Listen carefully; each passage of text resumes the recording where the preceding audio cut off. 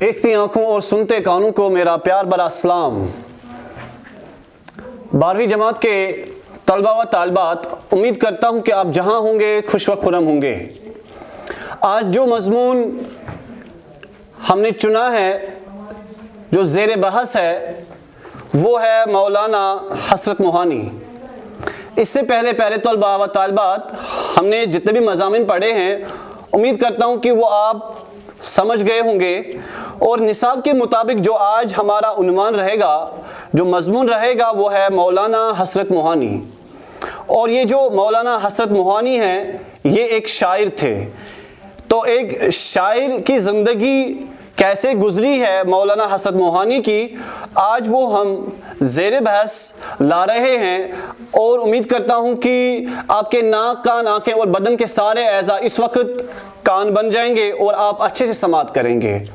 تو صفحہ نمبر 140 ہے، آپ کھولیے اور ہم پڑھیں گے اور آپ سماعت کریں گے اور آپ دیکھیں گے ضرور۔ انشاءاللہ امید کرتا ہوں کہ آپ کو سمجھ میں آ جائے گا، ٹھیک ہے؟ تو کتاب پہ کیا لکھا ہے، آئیے پڑھتے ہیں۔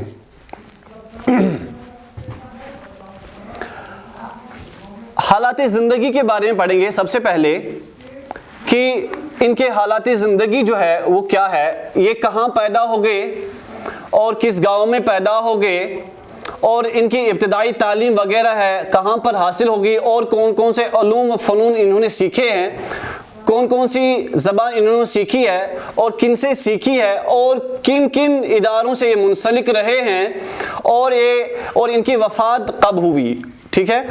اور انہوں نے اپنی شاعری کا لوہا کس طرح منوایا۔ آئیے دیکھتے ہیں، بورڈ پہ میں نے چند اہم نکات ان کے بارے میں لکھے ہیں کہ ان کا جو پورا نام تھا وہ تھا سید فضل الحسن، اور ان کا تخلص پین نیم جو تھا وہ تھا حسرت، ٹھیک ہے؟ اس کے بعد ان کی پیدائش کہاں پہ ہو جاتی ہے، موہان ضلع اناؤ میں۔ وہ کہاں پہ پڑتا ہے، وہ اتر پردیش میں 1881 عیسوی میں وہ پیدا ہو جاتے ہیں۔ اس کے بعد تعلیم و تربیت عربی اور فارسی زبان دونوں انہوں نے حاصل کی ہے، اور کس سے حاصل کی، ان کا نام تھا مولانا غلام علی موہانی سے، اور کہاں پہ، اپنے ہی گھر پہ۔ اور اس کے علاوہ انہوں نے قرآن مجید بھی پڑھ لیا تھا، قرآن مجید کی تعلیم وغیرہ بھی حاصل کی تھی، اور اس کے علاوہ بعد ازاں باقی علوم و فنون بھی انہوں نے سیکھے تھے۔ اس کے ساتھ ساتھ وہ کس کے ساتھ اٹیچ رہے ہیں، کہاں پہ کام کیا ہے، وہ ہے انجمن اردو معلی۔ ہاں سنیے، انجمن اردو معلی جو ہے، ان کے ساتھ وہ منسلک رہے۔ کس کے ساتھ منسلک؟ انجمن اردو معلی۔ یہ کہاں پہ ہے؟ یہ علی گڑھ کالج جو ہے، اس میں ایک شعبہ ہے ڈپارٹمنٹ آف اردو، شعبہ اردو، وہاں پہ اس کو قائم کیا گیا تھا۔ کیوں قائم کیا گیا تھا؟ تاکہ یہاں پہ لکھا ہے، اس کو آپ بھی قلم بند کرتے جائیے گا ضرور، کیونکہ یہ آپ کے کارآمد ثابت ہو جائے گا۔ تو کیا کچھ لکھا ہے، علی گڑھ کے شعبہ اردو میں یہ انجمن طلباء و طالبات کی تحریری صلاحیت سے کیا مراد ہے، تاکہ ان کی رائٹنگ جو ہے وہ درست ہو جائے، وہ اپنے لکھنے میں وہ مہارت دکھائے، ٹھیک ہے؟ ان کی رائٹنگ سکل جو ہے وہ امپروو ہو جائے۔ تو یہ ایک کیا تھا، پلیٹ فارم تھا ان اشخاص کے لیے، اس کالج میں کو اجاگر کرنے کے لیے یہ بہترین پلیٹ فارم رہی ہے، ٹھیک ہے؟ اس کے بعد تاریخ شاہد ہے، تاریخ گواہ ہے کہ جو اس کے ساتھ منسلک رہا، اٹیچ رہا، وہ دنیا بھر میں مشہور ہو گئے۔ تو اس سے پتہ چلتا ہے کہ اس انجمن اردو مولا نے انسان کو خاک سے اٹھا کے آسمان کی سیر کروا دی۔ کیا کچھ لکھا ہے، اس انجمن سے جو قلم کار اور فنکار منسلک ہوئے، اٹیچ ہوئے، تعلق جن کا اس کے ساتھ رہا، وہ دنیا بھر میں مشہور ہوئے، اور تو اور وہ اپنے فن میں منفرد کہلانے لگے، وہ سیپریٹ ہو گئے، یعنی کہ ان کی شخصیت کو الگ تھلگ سی رہ گئی پھر، ٹھیک ہے؟ مثلاً رشید احمد صدیقی ہے، کیا ہے، رشید احمد سے مولانا پروفیسر رشید احمد صدیقی اس کا پورا نام ہے، اور علامہ سرور یا خلیل الرحمن اعظمی وغیرہ، یہ اس کے ساتھ اٹیچ رہے اور یہ دنیا بھر میں مشہور ہو گئے، اور ان کے بارے میں بھی ہم پڑھتے ہیں۔ آج جو یہ مضمون ہمارے زیر نظر ہے، زیر بحث ہے، ہم ان کے بارے میں کیوں پڑھ رہے ہیں، اس سے ہمیں کیا فائدہ ہے؟ فائدہ یہ ہے کہ ہم بھی دیکھیں گے کہ انہوں نے اپنی زندگی کو بہتر طریقے سے کس طرح گزاری، ٹھیک ہے، تاکہ ہم بھی ان کے نقش قدم پہ چل سکے. اگر یہ انہوں نے اونچا مرتبہ حاصل کیا ہے تو ہم بھی ان کے نقش قدم پہ چل کر ہم بھی اپنا نام جو ہے کسی کتاب سنہرے الفاظوں سے لکھوا سکتے ہیں. تو آئیے دیکھتے ہیں، صفحہ نمبر ہے 140، کیا کچھ لکھا ہے دیکھتے ہیں. حالات زندگی. حسرت موہانی کا پورا نام سید فضل الحسن نور تخلص حسرت تھا. بمقام موہان ضلع اناؤ میں 1881 عیسوی میں پیدا ہوئے. زمانے کے رواج کے مطابق عربی اور فارسی کی تعلیم مولانا غلام علی موہانی سے گھر پر ہی حاصل کی. علاوہ ازیں مطلب اس کے علاوہ قرآن مجید پڑھنے کے ساتھ ہی ساتھ اور باقی علوم کس کی جمع ہے؟ علم کی جمع ہے، بھی حاصل کیے. ابتدائی تعلیم کے بعد فتح پور سے انٹرنس پاس کیا، بعد میں علی گڑھ کالج میں تعلیم حاصل کرنے لگے. 1903 عیسوی میں بی اے کی ڈگری بھی حاصل کی. اس دوران ان کی ملاقات سجاد حیدر یلدرم جس نے کس کی بنیاد رکھی تھی؟ انجمن اردو مولا کی بنیاد رکھی تھی. کہاں پہ؟ علی گڑھ کالج میں، شعبہ اردو میں. سجاد حیدر یلدرم مولانا شوکت علی قاضی تلمذ حسین گورکھپوری سید ابو محمد خان بہادر سے ہوئی. انجمن اردو مولا اس کو قائم کب کیا گیا تھا؟ یہاں پہ وہ نہیں لکھا ہے آپ کی کتاب پہ. 5 مئی 1900 میں 5 مئی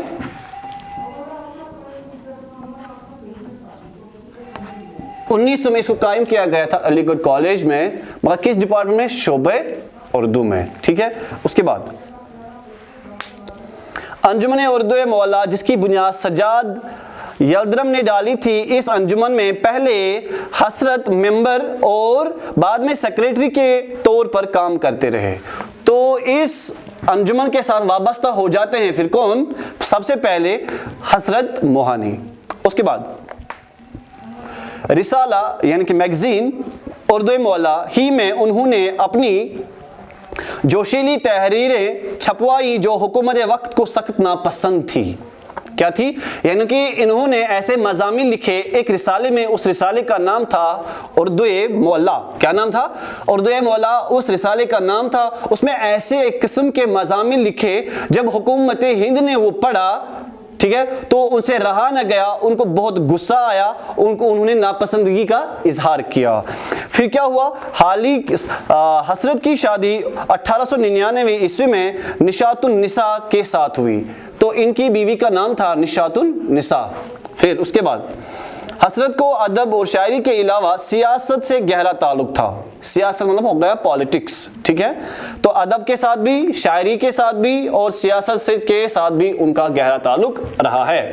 اس کے بعد وہ آل انڈیا کانگریس کمیٹی کے ممبر بھی تھے. اس سلسلہ میں انہوں نے گاندھی جی، جواہر لال نہرو، لوک مانیہ تلک وغیرہ جیسے رہنماؤں کے ساتھ ہندوستان کی آزادی کی جدوجہد میں سرگرم حصہ لیا. ان ایکٹیویٹیز میں ہندوستان کو آزادی دلانے میں انہوں نے بڑھ چڑھ کر حصہ لیا ہے. یہ حسرت ہی تھے جنہوں نے 1930 عیسوی میں بہت پہلے کانگریس کے اجلاس میں ہندوستان کی مکمل آزادی کا ریزولوشن پیش کیا تھا. انہیں متعدد یعنی کہ بہت بار جیل جانا بھی پڑا. 13 مئی 1951 عیسوی کو حسرت کا انتقال کہاں پہ ہو جاتا ہے؟ لکھنؤ میں ہو جاتا ہے. پھر اس کے بعد دیکھیں گے کہ انہوں نے اردو لٹریچر یا جو ہے اردو شاعری ہے اس میں کس طرح کا کام کیا ہے، انہوں نے کس طرح کی شاعری کی ہے وغیرہ. اردو شعر و ادب میں حسرت کمال کا درجہ رکھتے ہیں. اردو شعر و ادب میں کیا رکھتے ہیں؟ وہ کمال کا درجہ رکھتے ہیں، اونچا درجہ رکھتے ہیں. انہوں نے اردو لٹریچر کی نہایت گراں قدر خدمات انجام دی ہیں، یعنی کہ بہت اہم کارنامے انہوں نے کیے ہیں. کس کے اندر؟ ادب میں اور اردو شاعری میں. خصوصاً اردو شاعری پر ان کا احسان عظیم ہے. یعنی کہ ان کا احسان ہے کس کے اوپر؟ اردو شاعری کے اوپر ان کا احسان مانا جاتا ہے. یعنی کہ انہوں نے اس قسم کی شاعری کی ہے، اتنے اشعار لکھے ہیں، اتنی غزلیں وغیرہ لکھی ہے کہ کہا جاتا ہے کہ انہوں نے کیا کیا ہے؟ اردو شاعری پر ایک احسان عظیم کیا ہے. سب سے بڑا احسان ہے ان کا کس پر؟ اردو شاعری پر. اکثر غیر معروف ایک تو ہو گیا معروف ہو گیا جو مشہور و معروف ہو، دوسرا ہو گیا غیر معروف جو مشہور و معروف نہ ہو۔ شعراء کے حالات اور کلام سے لوگوں کو آشنا کیا، یعنی کہ ایسے شعراء جن کو کوئی جانتا نہیں تھا، جن کو کوئی پہچانتا نہیں تھا، لوگوں کو ان سے آشنا کروایا، کہ بتایا کہ یہ لوگ کون ہیں جن کو ابھی لوگ جانتے نہیں ہیں، ان کا کلام ان کے سامنے پیش کیا۔ غزل گوئی میں حسرت بڑے مرتبہ کے شاعر ہیں، کیا ہے؟ بڑے مرتبہ کے شاعر ہیں، اونچے درجے کے مالک ہیں وہ۔ غزل کی جو روایت امیر داغ ریاض سے چلتی تھی وہ حسرت تک آتے آتے بے جان سی ہو گئی تھی، یعنی کہ جب دیکھا جا رہا تھا کہ غزل جو ہے اس کے زمانے تک وہ دم توڑ رہی تھی، جس کو پروان چڑھایا تھا امیر نے، داغ نے، ریاض نے، مگر جب اس کا دور آ گیا تھا تو دیکھا گیا کہ جو غزل ہے وہ دم توڑ رہی تھی۔ پھر جب حضرت موہانی آ گئے، پھر انہوں نے اس میں پھر سے نکھار، تقویت بخشی، اس کو پروان چڑھا، اس کو ترقی دی، اس کو عروج دیا، پھر ٹھیک ہے۔ پھر کیا ہو گیا؟ جو بے جان سی ہو گئی تھی، حسرت نے اس انحطاطی رنگ کو محسوس کیا اور اپنی کاوشوں سے ایک نئی راہ نکالی۔ پھر انہوں نے اتنی محنت کی، کاوشیں کی، کیا کیا؟ پھر اس کو نیا رنگ دیا، ایک نئی راہ نکالی تاکہ یہ پھر سے پروان چڑھے۔ حسرت کے ساتھ غزل کی ساکھ کو دوبارہ قائم کرنے میں اصغر فانی جگر بھی قابل قدر نام ہے، یعنی کہ حسرت صرف اکیلے پھر نہیں تھے بلکہ اس کے ساتھ اور بھی شعراء آ گئے جن میں اصغر ہے، فانی ہے، جگر ہے، تو انہوں نے بھی قابل قدر نام ان کے شامل ہے اس میں، تاکہ اس کو وہ پھر سے نکھارنے کی کوشش کرے۔ تو حسرت کے ساتھ دینے والوں میں سے کون کون شامل ہے؟ اصغر، فانی اور جگر بھی، وہ جو ان کے ساتھ رہے ہیں۔ حسرت کے یہاں حسن و عشق، معاملہ بندی، داخلی نفسیاتی امور، فارسی کی تراکیب، عشق مجازی اور حیا کی کار فرائض و خاصا دخل ملتا ہے، یعنی کہ حسرت کے یہاں جب ہم ان کی غزلوں کو پڑھتے ہیں تو ہمیں کون کون سی چیزیں دیکھنے کو ملتی ہیں ان کے غزلوں کے اندر، ان کے شاعروں کے اندر۔ تو سب سے پہلے یہاں پہ لکھا ہے حسن و عشق، یعنی کہ وہ عشق و محبت کی باتیں کرتے ہوئے نظر آتے ہیں۔ حسن کے بارے میں حسن کو انہوں نے مضمون بنایا ہے، حسن کے بارے میں لکھا ہے، عشق و محبت کی داستان بیان کی ہے۔ معاملہ بندی ہو گئے جو آپس کی بات چیت، جہاں پر طالب اور مطلوب ایک دوسرے کے وہ راز و نیاز کی باتیں کریں، اس طرح کی وہ باتیں کرتے ہوئے اپنی شاعری میں نظر آتے ہیں، اپنی غزلوں کے اندر باتیں کرتے ہوئے نظر آتے ہیں۔ داخلی نفسیاتی امور، جو انسان کے دل کے اندر جو احساسات، جذبات، جو نفسیاتی جو کشمکش ہے اس کو پیش کرتے ہیں۔ فارسی کی تراکیب، جو فارسی کے الفاظ ہیں ان کو وہ پیش کرتے ہیں۔ اور عشق مجازی اور عشق حقیقی، یہ دو عشق ہے، ایک تو ہو گیا عشق حقیقی یعنی کہ اللہ اور اللہ کے رسول صلی اللہ علیہ وسلم سے محبت، دوسرا ہو گیا عشق مجازی سے مراد ہو گیا وہ عشق جو ہم دنیا کے لوگوں سے کرتے ہیں، چاہے وہ مکان ہو، دکان ہو، چاہے وہ جنگل ہو، بیابان ہو، کوہستان ہو، ریگستان ہو، ٹھیک ہے، چرند ہو، پرند ہو، ان کے ساتھ جو ہم محبت کرتے ہیں، ماں باپ ہو، بہن بھائی ہو، ٹھیک ہے نا، رشتہ دار، دوست، احباب و اقارب ہو، ان کے ساتھ جو ہم محبت کا دعویٰ کرتے ہیں وہ عشق مجازی کہلاتا ہے۔ اور جو ہم اللہ اور اللہ کے رسول صلی اللہ علیہ وسلم سے جو عشق کرتے ہیں اس کو عشق حقیقی بولتے ہیں۔ تو ان کے یہاں عشق مجازی کا وہ اس کی جھلک بھی ملتی ہے۔ اور حیا کی کار فرمائی، یعنی کہ حیا کیا ہے، شرم کیا ہے، اس کے بارے میں بھی انہوں نے لکھا ہے اپنی غزلوں کے اندر۔ پھر اس کے علاوہ انہیں زمین کے انتخاب کی کا خاصا ملکہ ہے، یعنی کہ وہ جو قافیہ جو ہے جس کو زمین کہتے ہیں، بیک گراؤنڈ جو ہے جس کے اوپر غزل لکھی جاتی ہے، جو بحر ہوتی ہے، جو وزن ہوتا ہے، وہ اچھے سے چنتے ہیں، ٹھیک ہے نا۔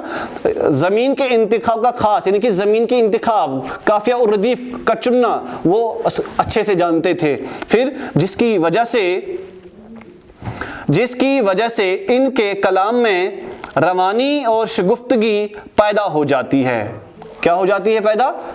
شگفتگی اور روانی کا مطلب ہو گیا تسلسل، کنٹینیوٹی، ایک بہاؤ، جس طرح ایک دریا بہتا رہتا ہے، ٹھیک ہے نا، پانی بہتا جاتا ہے، وہ آگے بڑھتا جاتا ہے، اسی طرح جب یہ اپنا کلام پیش کرتے ہیں یا لکھتے ہیں اس میں بھی کیا ہوتا ہے، اس میں کلام کی روانی پیدا ہو جاتی ہے اور شگفتگی بھی پیدا ہو جاتی ہے، بول چال کا بھی کافی لطف رہتا ہے، یعنی کہ وہ دکھائی دیتے ہیں جب ہم ان کی غزلوں کو پڑھیں گے، لگتا ہے کہ جیسے وہ آپ سے اور ہم سے کیا کر رہے ہیں، وہ بول چال کی زبان، یعنی کہ ڈے ٹو ڈے لائف میں جو ہم لینگویج استعمال کرتے ہیں ویسی زبان کا استعمال کر رہے ہوں۔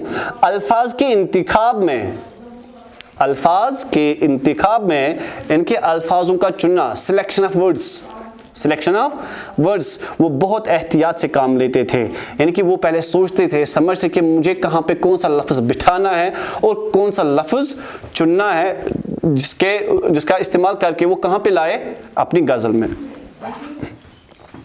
आम तौर से मुलायम, बहुत शगुफ्ता, बहुत जो दिल को छूने वाले, मुलायम, बहुत अच्छे, जो नाजुक हों, और आम फहम, सिंपल, आसान लफ्ज़ों को अपने कलाम में जगह देते हैं। तो वो अपने कलाम में किनको जगह देते हैं? मुलायम और आम फहम लफ्ज़ों को जगह देते हैं, ठीक है ना। उससे क्या हो जाता है? उससे उनकी शायरी का जो रंग है वो दोबाला हो जाता है, मशहूर और मारूफ उनकी शायरी वगैरह हो जाती है, ठीक है। तो ये था किसके बारे में? मौलाना हसरत मोहानी के बारे में। तो फिर से मैं आपको एक व्यू बताऊंगा इसके बारे में कि इनका पूरा नाम क्या था? सईद फाजलुल हसन, और तखल्लुस क्या था? हसरत था। मोहान ज़िले में पैदा हो गए, उन्नाव में, जो कहाँ पे पड़ता है? उत्तर प्रदेश में। 1881 में पैदा हो जाते हैं, ठीक।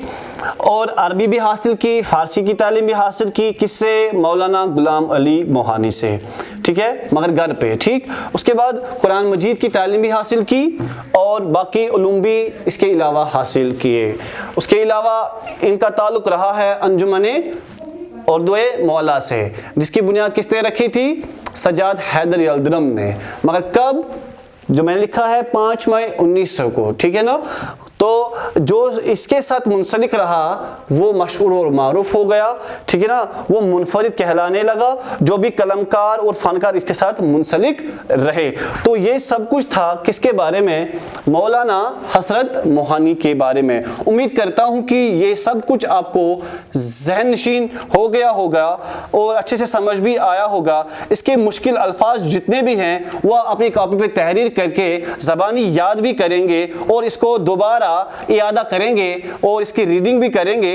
और इसके अलावा जो कल हमारा मजमून रहेगा वो है इसकी शायरी, हसरत मोहानी की गज़ल नंबर जो 1 है, इसको हम कल पढ़ेंगे और इसकी तशरीह वगैरह जो है ये कल आपके सामने इंशाल्लाह पेश कर दी जाएगी। और उम्मीद करता हूँ आप बखूबी इसको समझेंगे और इस पर अमल भी करेंगे, ठीक है। आज के लिए इतना काफ़ी है। अस्सलामु अलैकुम वरहमतुल्लाहि वबरकातुहू।